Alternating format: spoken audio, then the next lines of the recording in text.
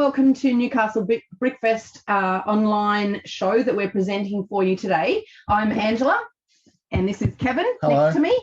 And Joe, give us a wave. And Lachlan, give us a wave. We're all from Rainbow Bricks exhibitors with Rainbow Bricks Lego user group. And Fleur from Lego Masters 3, give us a wave. Thank you for joining us. We hope that everybody on our virtual Newcastle Brickfest Lego page is enjoying all the uploads that we've been bringing them so far from 10 till 3. But in the meantime, we're live streaming with Fleur and some of our exhibitors. So we've got some questions for you, Fleur. First of all, did you enjoy Lego Masters 3? Oh, I absolutely loved it. It was an amazing experience. Very stressful some days. Some days more than others, but it was an incredible experience, one I'm so grateful to have had. Yeah. Do you like building, obviously? I love building. I build almost every day if I can. I'm really passionate about it. I first got into Lego MOCs when I watched Lego Masters Australia season 1, and at that point I was like, wow, I've never thought about building your own things rather than just building sets. And I got really obsessed and grew my collection very fast, from like 1,500 bricks 2 years ago to about 200,000 now. Yeah, I love it. It makes me so happy to be creative. It's great in lockdown too, because obviously people can do it from home, and if they make a mistake they can just rebuild it and you reuse their parts over and over. 100%. It's actually been a lifesaver in lockdown. I'm obviously based in Melbourne, and we've been in lockdown for about 250 days over the last year and a half. So and an earthquake. And we had an earthquake. Yes, it was crazy. That was the universe and God telling us, no, we've had enough. Let's just shake it up. Yeah, that was crazy. I was in my Lego room when that happened actually, and suddenly everything started shaking, and I was like, don't fall off, Lego. Just hold it together. And Lego survived. Luckily you can build it again if it did, but thankfully it didn't. So absolutely. All right, Joe or Lachlan, do you have a question for Fleur at all with regards to the Lego or the Lego Masters 3? Sure. Well, I think a lot of people would be interested to know whether you actually get to keep any of the builds, or whether they just all get taken apart and put back in the brick pit. Oh, well, very sadly, we don't get to keep anything. They all get taken apart. There was some, I think the winner of each episode, they held that together for a while, but I don't think they kept it past the show. You would know because certain pieces, if you used a lot of them in one build, like in the geisha build, we used lots of the black curved tiles. They weren't available for a few weeks after that. So I was like, oh, maybe that one's still together. But yeah, there are some builds that you're happy for it to be pulled apart because you didn't love it, and then others that you didn't want to pull apart at all. And then there was, of course, the build that we helped them pull apart by just having it collapse at the 11th hour. So we did the brick separators a favor on that episode. That was the sign, wasn't it? The sign. It was the sign. Yeah. We could see the ill-fated sign. Or displayed anywhere else. No, not displayed anywhere as far as I know. I believe in the past that they've put the winning builds maybe from season 1 into like the Melbourne show, but because of COVID that hasn't happened. So sadly not, which is a shame. Yeah. That is a shame. I would have loved to see the winning build in a showcase somewhere because that was incredible. It was incredible. That beautiful forest scene. Yeah. So beautiful. Yeah. So I was just saying that the sign was quite top heavy, and we've all been building for a number of years, and so even we went, okay, how would you put that together? It's really like when you're running out of time and you've got 30 minutes left to go, trying to work out a system that's going to hold something, that heavy. It really was really heavy, and one of the reasons it was heavy that probably you didn't see on screen is that in the brick pit you don't have any large base plates. So that was 48 by 48, but it was made up of 20 smaller base plates, and so then you're having to go like double, triple thickness to get the stability of it. So you've got 3-4 layers on both sides. And Sarah and I just hadn't had the experience of building on that scale. So it was a shame, but these things happen, and sometimes it's good for things like that to happen so that builders at home who maybe aren't as experienced as well can go, well, it's not about what you know how far you fall, it's about how you build yourself back up from that. So yeah. Okay, cool. And Lachlan, so that gives you a question. Yes. For Fleur. Did you and Sarah apply as a team for Lego Masters? We did not. No, we were paired together by production. So we met each other on the first night, or the night before filming, and we built together for the first time with that geisha build. So yeah, we applied. She applied separately. I was put forward by someone, and I didn't think I'd been cast. I did an interview and heard nothing for about 10 weeks. And then 2 weeks before filming, I think someone may have pulled out or something, and I suddenly got pulled into the mix. So very, very last minute. I would never have even thought about doing the show. So fate. Wow. Yeah, meant to be. And so Was, yeah. how much time did you spend any time together? So that was the first time you built together in the first episode, really? Yes. And so literally we'd only spent like dinner the night before meeting each other. We hadn't done any practice or building together. About half of the teams were paired together by production, but most of them had a bit more of a lead time, like 6 weeks or so, where they could meet each other over Zoom.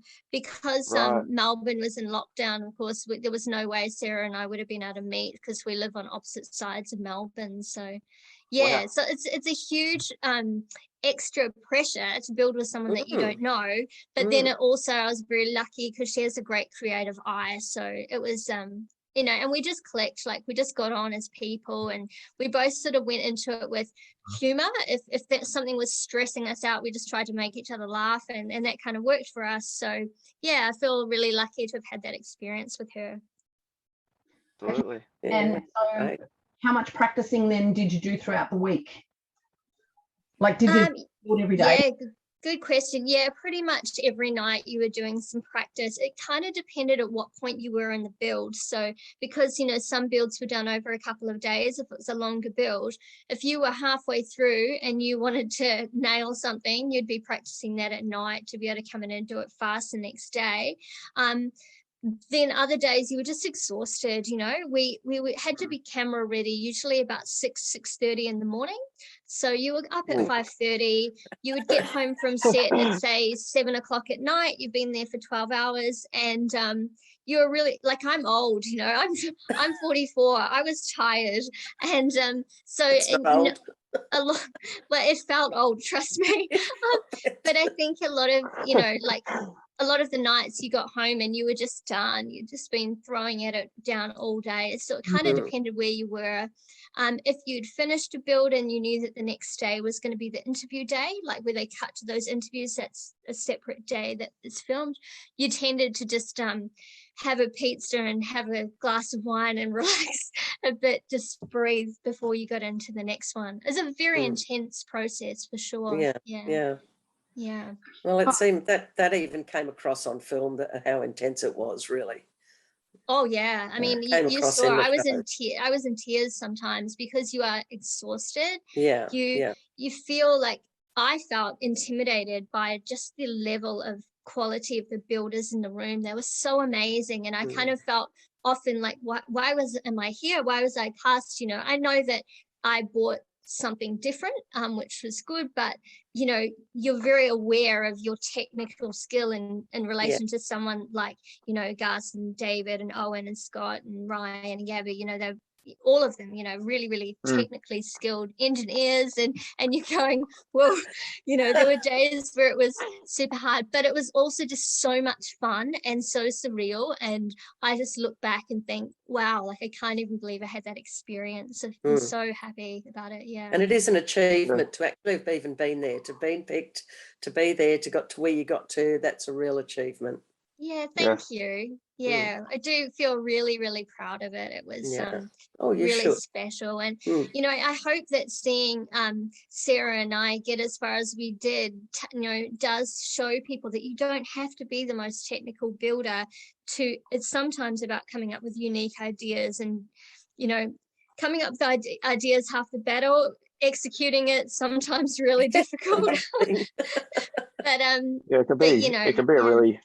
It can be sorry. It can be a really hard hobby sometimes to be a part of, because it's one where so many people are so creative, and you look at it. Sometimes I look at things and I go, "Damn, I can never do that," because it's just incredible the things you see on social media, and it might bring you down. But it's always a good thing to recognize what you're good at as well, because you can always bring something different to the table that those people might not be able to bring. But yeah, there's some incredible builders out there. It's unbelievable. I think that's such an important thing to recognize, Lachlan. It's for me, I feel now anything that I put out online, like any build that I put out, I feel nervous about that because I'm judged in the fact that I was on Lego Masters. So it needs to be a really good quality, and it's intimidating to do that sometimes. But I love seeing mocks from every level because I find inspiration in it. I've been in lockdown entertaining myself with running little mock competitions online for my competitions. It really inspires me because it could be anything from an 8-year-old with just classic bricks at home to an incredible builder who's building for years, and there's something magical in each one. So I think, yeah, we take inspiration from each other, but it can be a really intimidating hobby sometimes. I would absolutely agree with that. But yeah. Okay. Yeah, I enjoyed your sorry Angela, I enjoyed your like Ninjago kind of build you did. I think it was yesterday or the day before. I saw on Instagram, on your Instagram. Thank you. Yeah, it was great. Thank you so much. Sorry, I'm just going to say at this point in time, so thank God for Zoom, because we can obviously all connect via Zoom through COVID and lockdown. Kevin and I do live in a rural area with satellite internet.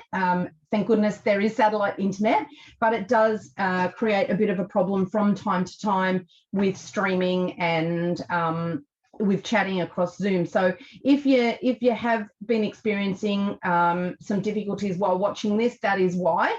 But we are glad that we can talk to you, Fleur, via Zoom and with Lachlan and Joe, so that we can bring some information and some excitement across Australia, because we can literally go worldwide. So I'm sure that people will be sharing around the world this interview with you today.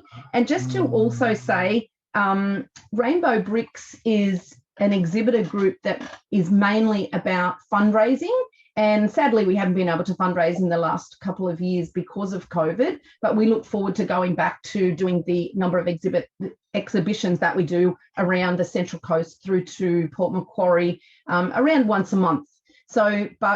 And in those exhibitions, we actually like to have exhibitors that are set builders all the way through to experienced builders. So we like the fact that people or children can relate to a small build of 100 pieces that another child may have built, a child of an exhibitor, and we encourage those children to display with their parents so that they can actually, grow. And lots of builders do come to us and say, "Oh no, I'm no good. I just built a set."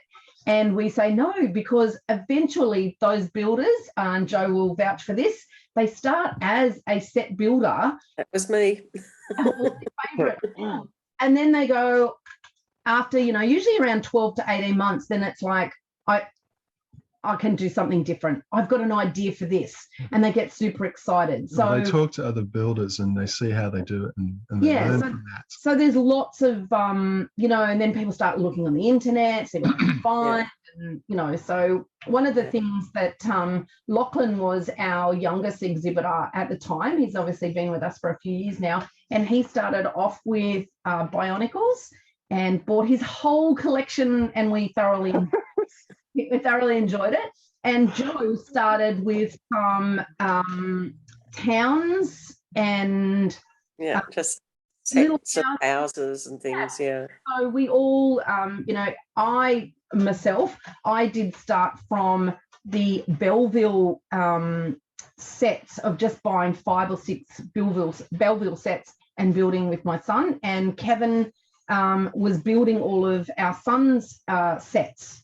And then you eventually go, oh no, you've got to move on, because you do get, just by, just building the same thing over and over. But you do, yeah. You branch out into mock building, but we do have all different levels of builders in Rainbow. There's so many, different builders, and some of them are to the extreme and they're amazing. And as you said before, with technical ability, but we have some that, well, I myself, not very technical, but I love building diorama type scenes, so with lots of detail.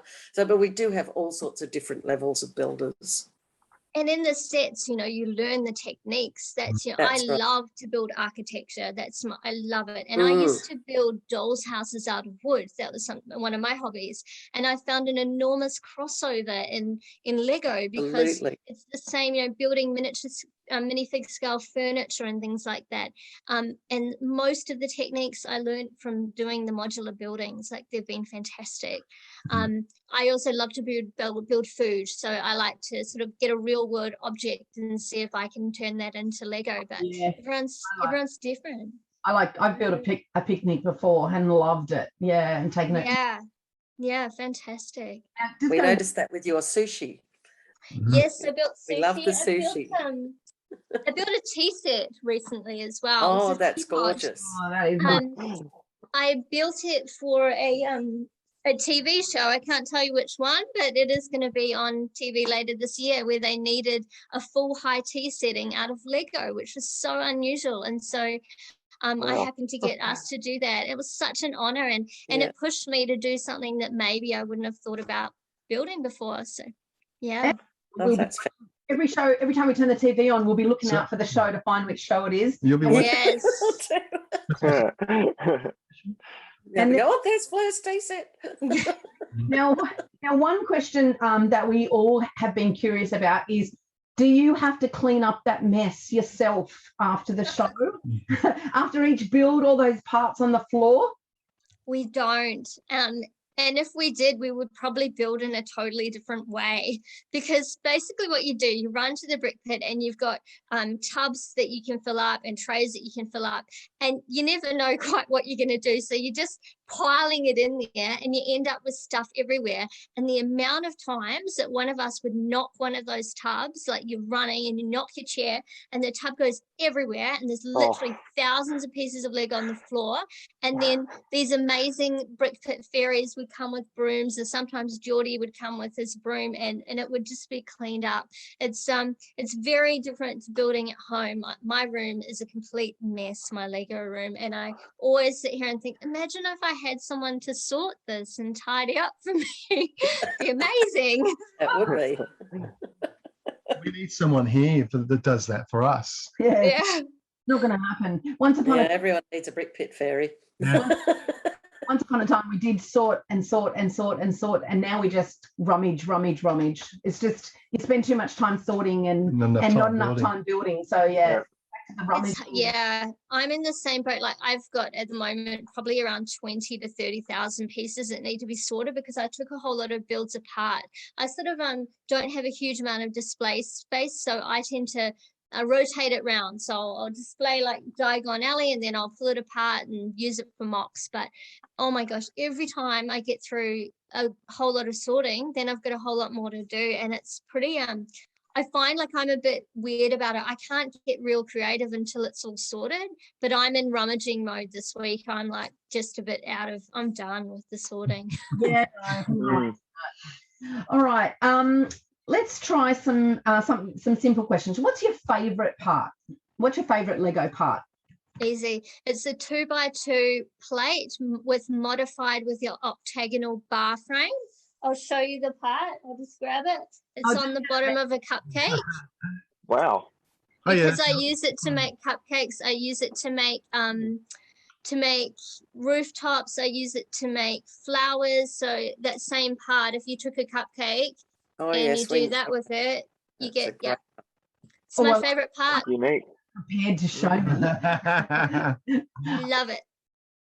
Yeah, no, that is, I use that actual octagonal part all the time as well. We have hundreds of floating around. If only they could bring it out in pink, I'd be thrilled to bits. So every colour. All right. Now, just to let people know, we do have uploads and posts being put up all day from 10 this morning until 2 this afternoon. The builders will be answering questions for anybody who is on there. And hopefully, if we do another virtual Lego event in the future, hopefully we can see some of your builds on our exhibition, our virtual exhibition too. Thank you, Fleur. So we fantastic. Sorry, Lachlan? All the posts, I just went through them. They're fantastic. Now, so many so far. I was going to say, we should ask you for, if you'd like to do a plug of your Instagram, go right ahead. Please share with the viewers.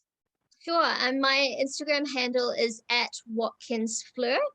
And I mainly am just running Lego mock competitions through it. It's very Lego focused. It's pretty much all Lego and a few, the latest one's me dancing and being a bit crazy. But yeah, just mainly Lego and connecting with the Lego community. So yeah, definitely if you want to jump on board and get into some mock comps, then love you to follow me. That'd be amazing. Excellent. The best of us are a little bit crazy. It's a good community like that. Yeah. Excellent. I'm just trying to think of some other things to make sure I haven't forgotten anything. I have a question. Yes, go for it, Lachlan. Fleur, what is your favourite Lego thing? I'm going to guess it's modulars, creator expert. It is. Yeah. It is, with the exception, I do love Lego ideas sets. I've bought almost every single one. And my two latest real passion builds have been the typewriter and the grand piano. They're amazing. So yeah, those are the two that pretty much every modular that comes out and every ideas set I would pretty much buy. Yeah, they were. I've seen. I think we saw piano somewhere. I can't remember. I mean, we get together on a Saturday night, our exhibitors, and we talk about all different things, and different exhibitors show us what they've been buying or building through lockdown. And yeah, we've seen lots and lots of builds. It's been they were. I've yet to build a typewriter, but I'm looking forward to it. I think it's so beautiful. I just built a minifigure scale version of the grand piano the other day. I'll just grab it because it's pretty close to me. For Tiny. Oh yeah. That is so cute. Fantastic. So, and it's funny, this is the difference of building at home and building on the show. I spent like 3 hours on this one tiny little piano, but just working with parts to get the right shapes and stuff. And how many parts in that, Fleur? In the tiny one, probably about, I want to say about 30 to 40 parts. Not huge. What's the most famous question people ask is that a set? Yeah.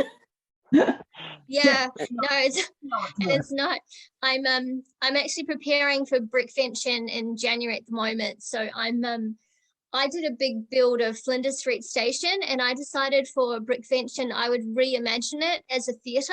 So I'm going to do a full theatre with the facade of Flinders Street Station kind of reworked, and that's going to be part of the stage that goes in that. So a lot of work to do. Lots to do, but that'll be brilliant. You build what you love, Sounds amazing. Sounds amazing. And I've seen Flinders Street Station. I've been there, and it's an incredible building. It's so good, yeah. It's beautiful. Okay, so we might round it up there, but let me say thank you for coming and helping to promote our virtual online Newcastle Brickfest. That's such a mouthful. Newcastle virtual online. It's my absolute pleasure, and I'm excited to now go and have a look at all the exhibitors that you've got happening for today, and tune in myself to the live streams. It's so wonderful during COVID that you're still able to bring this event to people. It's I know it's a really hard time, and it would be nice to have been there in person with you. Next year, I hope I can come and be here in person with you. That'd be one. All right, thank you, Joe and Lachlan, and thank you to everybody who's been watching. We're sorry if we have had any interruptions through the live stream. As we said, we are on satellite internet, but thank you to Zoom for being able to bring us all together to have a chat today. And definitely for the people watching, don't forget to like our posts, like the videos, and send comments, and we'll have the builders answer as many questions as possible throughout the day. And if you're busy today and you can't watch, you can definitely keep watching over the next few days, because those videos and posts will be there for a number of days yet. They can search the. Oh, and they can search the hashtag. For anybody who's having problems, search the hashtag NBF21. Okay, thank you very much, and we look forward Thanks, Fleur. Bye. Thank you. Lovely to Lovely see to meet you. you. You too. Bye. Bye.